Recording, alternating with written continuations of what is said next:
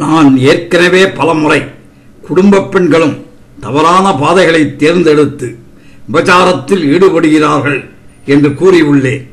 அவர்கள் தாங்கள் பெற்ற மகளையே விபச்சாரத்தில் ஈடுபடுத்தும் கொடுமையை பற்றி தமிழக பத்திரிகைகளில் செய்தி வெளிவந்துள்ளது.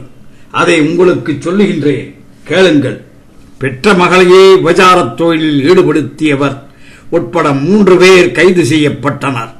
சென்னை நகரில் கொளத்தூர் விநாயகபுரம் பகுதியில் உள்ள ஒரு வீட்டில் சில பெண்களை வைத்து ரகசியமாக விபச்சாரம் செய்வதாக தகவல் கிடைத்தது. அதன் அடிப்படையில் விபச்சார தடுப்பு போலீசார் வாடிக்கையாளர்கள் போல் அந்த பெண்களிடம் மொபைல் போனில் தொடர்பு கொண்டனர். அப்போது 4 இளம் பெண்கள் தங்களிடம் இருப்பதாகவும் உல்லாசமாக இருக்கலாம் என்றும் கூறினர். வாடிக்கையாளர்கள் போல் பணத்துடன் போலீசார் சென்றனர். விபச்சாரம் நடப்பதை உறுதி செய்த போலீசார் அதிரடியாக புகுந்து ரெய்டில் ஈடுபட்டனர். அதில் விபச்சாரம் நடத்தி வந்த உஷா ஜெயின் 47 வயது மற்றும் ஜெகதீஸ்வரி 48 வயது ஆகிய இருவரையும் கைது செய்தனர்.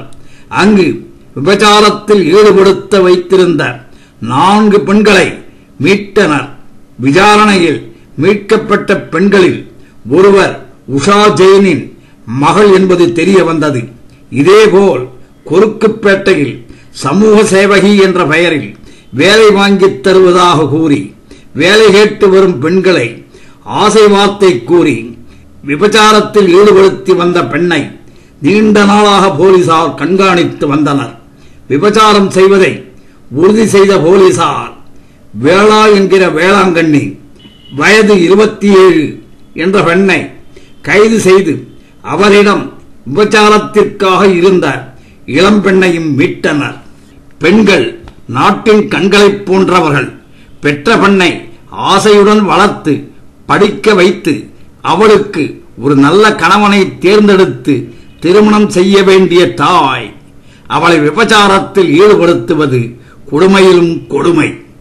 எந்த பெண்களாய் இருந்தாலும் தாங்கள் வாழும் முறை அறிந்து குடும்பத்தின் குலவிளக்காக விளங்க வேண்டும்.